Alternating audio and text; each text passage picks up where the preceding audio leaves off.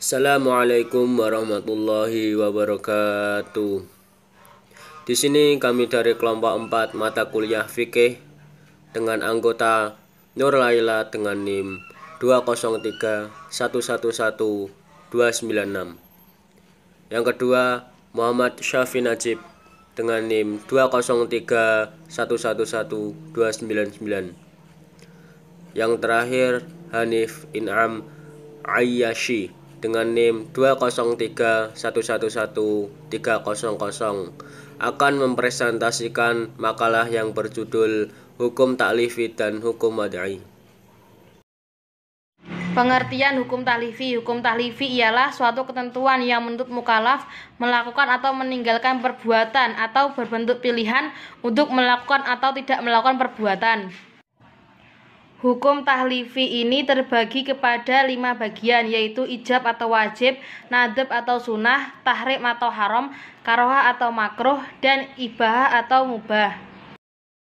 Pembagian hukum tahlifi. 1. Ijab atau wajib. Ijab atau wajib adalah ketentuan suatu perintah itu harus dilakukan oleh mukallaf sesuai dengan petunjuk yang telah ditentukan. Konsekuensi dari hukum wajib ini akan mendatangkan pahala jika dilakukan dan akan mendatangkan dosa jika ditinggalkan. 2. Mandub atau sunnah. Mandub atau sunnah yaitu perintah yang datang dari Allah untuk dilakukan oleh mukallaf secara tidak tegas atau harus. 3. Tahrim atau haram. Haram ialah sesuatu yang dituntut syara'. Konsekuensi dari haram ini ialah bagi seorang yang mengerjakannya maka akan mendapat dosa dan kehinaan, dan bagi yang meninggalkannya akan mendapat pahala dan kemuliaan. 4. Karohah atau makruh. Makruh adalah suatu perkara yang dianjurkan untuk tidak dilakukan. Konsekuensi dari makruh ini ialah jika dilakukan maka tidak mendapat dosa, namun jika ditinggalkan akan mendapat pahala. 5. Ibahah atau mubah. Mubah ialah suatu perbuatan yang diberi kemungkinan kepada mukallaf antara memperbuat dan meninggalkan. Konsekuensinya adalah jika dikerjakan maka tidak berpahala dan tidak berdosa, dan jika ditinggalkan pun tidak berpahala dan tidak berdosa. Pengertian hukum wad'i. Hukum wad'i adalah ketentuan Allah yang menetapkan sesuatu sebagai sebab, syarat, mani, rukhsah atau azimah, sah dan batal. Hukum wad'i ini juga terbagi menjadi 5 bagian, yaitu sebab, syarat, mani, rukhsah dan azimah, sah dan batal. Pembagian hukum wad'i. Yang pertama sebab. Sebab didefinisikan sebagai sesuatu yang dijadikan syariat sebagai tanda bagi adanya hukum dan tidak adanya sebab sebagai tanda bagi tidak adanya hukum. Yang kedua syarat. Syarat menurut bahasa kata syarat berarti sesuatu yang menghendaki adanya sesuatu yang lain atau sebagai tanda. Menurut istilah usul fikih seperti yang dikemukakan oleh Abdul Karim Zaidan, syarat adalah sesuatu yang tergantung kepadanya ada sesuatu yang lain dan berada di luar dari hakikat sesuatu itu. 3. Mani atau penghalang. Mani adalah sesuatu yang ditetapkan syara' sebagai penghalang bagi adanya hukum atau berfungsinya sebab atau batalnya hukum. 4. Rukhsah dan azimah. Rukhsah ialah keringanan hukum yang diberikan oleh Allah Subhanahu wa ta'ala kepada mukallaf dalam kondisi-kondisi tertentu. Sedangkan azimah ialah hukum yang berlaku secara umum yang telah disyariatkan oleh Allah Subhanahu wa ta'ala sejak semula, di mana tidak ada kekhususan karena suatu kondisi. 5. Sah dan batal.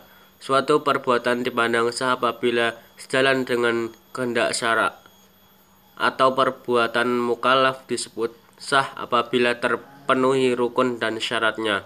Sedangkan istilah batal yaitu tidak tercapainya suatu perbuatan yang memberikan pengaruh secara syara', yaitu suatu perbuatan yang dikerjakan mukallaf apabila tidak memenuhi ketentuan yang ditetapkan syara', maka perbuatan disebut batal. Untuk yang terakhir adalah perbedaan hukum takhlifi dan hukum wad'i. Perbedaan yang pertama adalah dalam hukum takhlifi ada tuntunan untuk melaksanakan ataupun meninggalkan atau memilih untuk berbuat atau tidak berbuat, sedangkan di hukum wad'i tidak ada tuntunannya sekalipun. Lalu yang kedua adalah dalam hukum wad'i ada keterkaitan antara dua persoalan, sehingga salah satu persoalan tersebut dapat dijadikan sebab penghalang atau syarat. Yang ketiga, hukum takhlifi ditujukan kepada seorang yang mukallaf, yaitu orang yang telah balik dan berakal. Sedangkan hukum wad'i ditujukan kepada semua manusia, baik itu mukallaf, baik itu anak kecil maupun orang gila sekalipun. Yang terakhir adalah hukum takhlifi merupakan tuntutan langsung bagi mukallaf untuk melaksanakannya, memilih maupun meninggalkannya. Sedangkan hukum wad'i tidak dimaksudkan. Karena apa? Agar langsung dilakukan oleh mukallaf. Hukum wad'i ditentukan secara syar'i agar dapat dilaksanakan hukum takhlifi. Misalnya zakat hukumnya wajib, itu hukum takhlifi.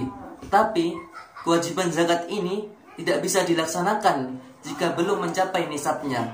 Nah, ukuran nisab ini merupakan penyebab atau hukum wad'i. Wajib zakat merupakan syarat atau hukum wad'i wajib zakat. Sekian presentasi dari kelompok 4. Apabila ada kebenaran itu datangnya dari Allah, dan apabila ada kekurangan itu datangnya dari kami.